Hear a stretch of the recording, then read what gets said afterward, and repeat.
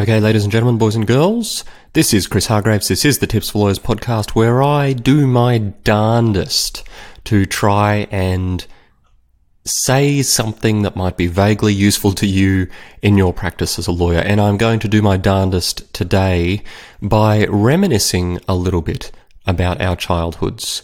As always, if you enjoy the podcast, if you get something useful out of it, I would love for you to leave a review or a rating or subscribe or do all of those nice things with all of the good buttons. If you want to, you can go to tipsforlawyers.com/iTunes and that will take you to the iTunes page where you can do many of those things. But for now, let's have a talk about learning. Now, I don't know if you remember when you were a young child, but many of you will have had access to a musical instrument of some kind. And bear with me, I do have a point here. Maybe you had access to a piano or a violin, and you used to love, as a toddler, picking that up and just thrashing out the notes and making your parents put their hands over their ears. And then perhaps there came a point where they thought, ooh, little Johnny or little Mary love doing this. Perhaps we should get them some lessons. And then the lessons began, and all of a sudden, playing turned into practice. And once it turned into practice, what happened to your motivation? I'm guessing, if you're like many people, it plummeted straight through the floor, and you had absolutely no desire anymore just to pick it up, because it had become something that you needed to do. And for whatever reason, many of us are wired in such a way that compulsory doing of things is significantly less enjoyable than voluntary doing of things. And no place is this more obvious for lawyers than the area of continuing legal education. Now, yes, this particular podcast does dovetail in with one of my websites, which is onlinecle.com.au, which I would encourage you to visit. But wherever it is you are and whatever it is you are learning, if you are going to be a lawyer, there is a good chance that there is some form of mandatory CLE or CPD that you need to do each year. And my question for you is, are you embracing that as an opportunity to propel your knowledge and your skills forward, or are you behaving like a 4-year-old and viewing it as a mandatory thing that you must therefore hate?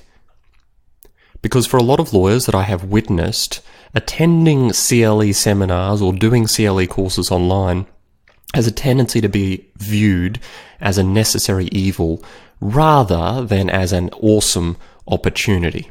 Now, I get that mandatory CLE, by its very nature, can be a little dull, and that different presenters have different strengths, and that sometimes it's hard to get much out of a particular seminar or a particular topic.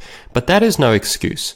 What I want to encourage you to do today, in what will probably not be an extremely long period of time, is to flip your attitude to mandatory CLE on its head. What do I mean by that?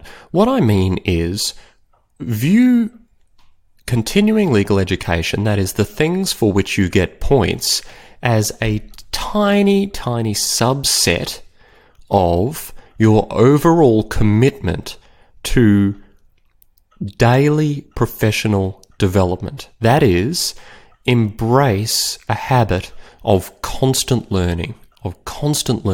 And if you do that, then the CLE seminars you have to attend will form a part of that, but they won't be the entirety of it. Because to be perfectly honest, let's say you live in a jurisdiction like mine where many lawyers require 10 hours of CLE points a year. This is 10 hours out of what for many lawyers might be 1,450 billable hours and maybe 3,000 hours worth of actual work. 10 hours out of 3,000 you're asked to dedicate to learning. That is pitifully low. And if that is all you are doing and you are hating it along the way, then I'm sorry, you're not bringing the right attitude to your role as a professional. So how can we do this? Firstly, we need to appreciate that a desire to be in constant upward momentum is a necessary piece of growing consistently in our skills and our knowledge as a lawyer. And I'm not just talking about black letter law. You know me, hopefully, well enough by now to know that when I'm talking about learning, I'm talking about everything across the board, not just about learning the latest contract cases, not just about learning the latest piece of statute, but learning how to write a better letter, learning different ways you can phrase things, different ways you can approach your practice, different ways to administer your paperwork, different ways of dealing with emails, different ways of using marketing tools like LinkedIn or social media platforms. Embrace the fact that there is an enormous quantity of information and habit formation tools that you can learn and embrace and use in your practice that are actually going to help you become a better lawyer. And if you can do that, and if the existence of 10 or so hours of CLE points in a year forms a tiny part of that, you will find that your attitude towards it will change.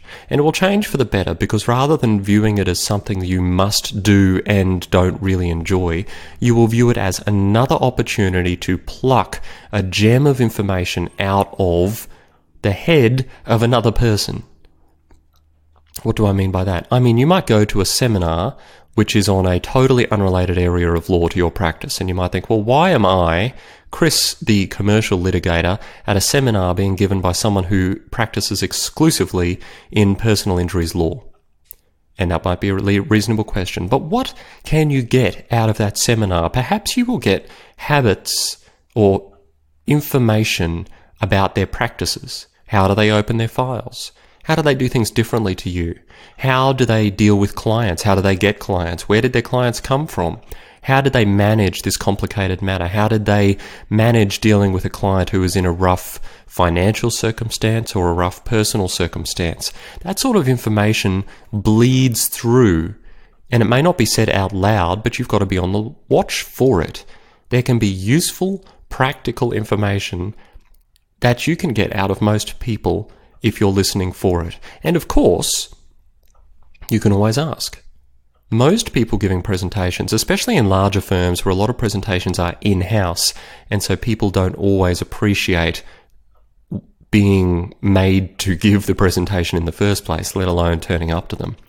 Many people enjoy having the occasional question. Don't become annoying, obviously, but if you want to ask something, just ask. Say, hey, you mentioned this.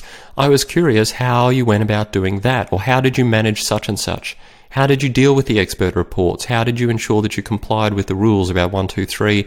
What is it that you can get out of this amazing opportunity to hear from someone who has years of experience in an area that you don't know anything about?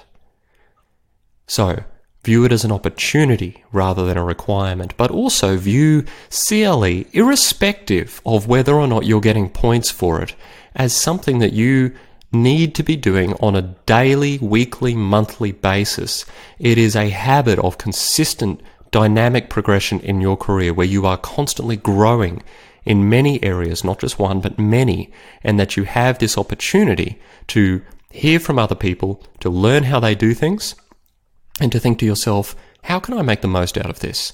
How can I value this time so that I don't go away feeling disheartened and like I've just wasted an hour of my life? Okay, so that is what I want to encourage you to do today. Embrace the concept that constant learning is desirable and wonderful and an amazing opportunity, and that you will never, ever, ever get to the end of that particular road. There is always more to learn. There are always new things to figure out. There are always better ways to do things, and then use the opportunities you have to their best advantage. That is all I wanted to say today.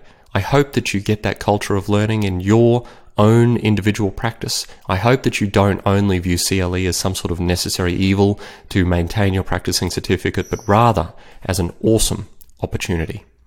As always, leave a ranking, leave a review, say something nice, and I will see you next time.